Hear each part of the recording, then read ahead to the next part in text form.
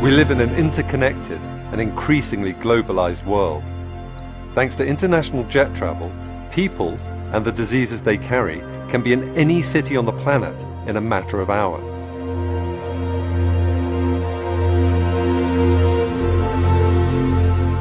And once the virus touches down, sometimes all it takes is one sneeze to spread the infection throughout the community.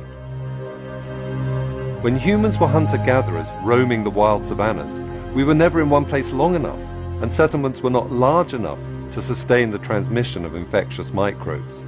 But with the advent of the agricultural revolution 10,000 years ago, and the arrival of permanent settlements in the Middle East, people began living side by side with animals, facilitating the spread of bacteria and viruses between cattle and humans. Epidemics and pandemics come in many shapes and forms. In 2010, for instance, a devastating earthquake struck Haiti, forcing thousands of people into temporary refugee camps. Within weeks, the camps have become breeding grounds for cholera, a bacteria spread by contaminated water, triggering a countrywide epidemic. But the most common cause of epidemics are viruses such as measles, influenza, and HIV. And when they go global, we call them pandemics. Pandemics have occurred throughout human history.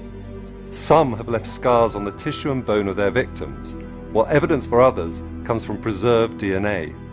For instance, scientists have recovered DNA from the bacteria that transmits tuberculosis from the remains of ancient Egyptian mummies.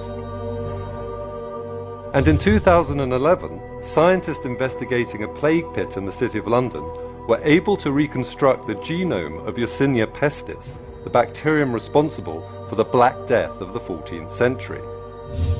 It is thought the plague originated in China in around 1340, spreading west along the Silk Road, the caravan route running from Mongolia to the Crimea.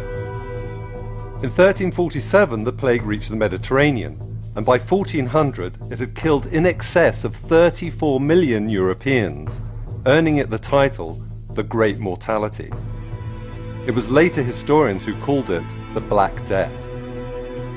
However, by far the greatest pandemic killer is influenza. Flu is constantly circulating between the southern and northern hemispheres. In North America and Europe, seasonal flus occur every autumn and winter. As the majority of children and adults will have been exposed to the virus in previous seasons, these illnesses are usually mild. However, every 20 to 40 years or so, the virus undergoes a dramatic mutation. Usually this occurs when a wild flu virus circulating in ducks and farm poultry meets a pig virus and they exchange genes. This process is known as antigenic shift and has occurred throughout human history. The first recorded pandemic occurred in 1580. The 18th and 19th centuries saw at least 6 further pandemics. In terms of mortality, none can compare with the Great Flu pandemic of 1918. The first indication of the pandemic came in the spring, when American troops in northern France began complaining of chills, headaches, and fever.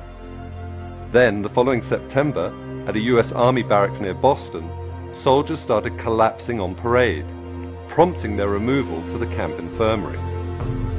As a surgeon there recalled, 2 hours after admission, they have the mahogany spots over the cheekbones, and a few hours later you can begin to see the cyanosis extending from their ears and spreading all over the face. It is only a matter of a few hours then until death comes, and it is simply a struggle for air until they suffocate. On the SS Leviathan, a huge American transport en route to Bordeaux, sick men hemorrhaged blood from their noses, turning the decks between their bunks slick with bodily fluids. Meanwhile, British soldiers returning from northern France on furlough introduced the flu to Dover and other Channel ports, from where the virus was carried by rail to London. By the time the pandemic had run its course in April 1919, an estimated 675,000 Americans and 230,000 Britons were dead. In India alone, some 10 million were killed. And worldwide, the death toll was an astonishing 50 million. But that was then. Today, planes can transport viruses to any country on the globe in a fraction of the time it took in 1918. In February 2003, for instance, a Chinese doctor arrived at the Metropole Hotel in Hong Kong feeling unwell.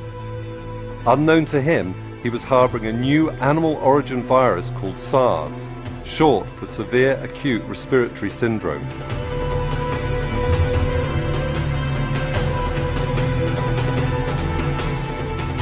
Within 24 hours of checking into room 913, 16 other guests had been infected, and over the following days, 5 boarded planes to overseas destinations, spreading the virus to Vietnam, Singapore, and Canada.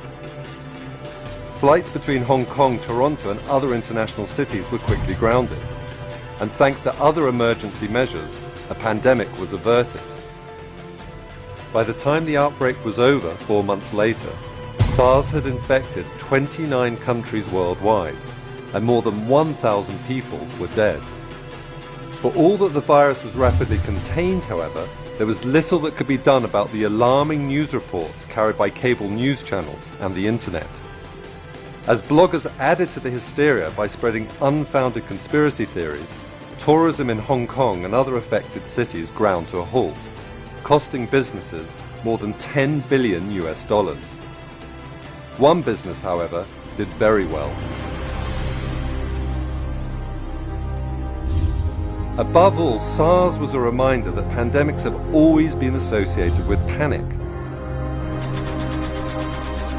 If history teaches us anything, it is that while pandemics may start small, their impacts can be as dramatic as wars and natural disasters.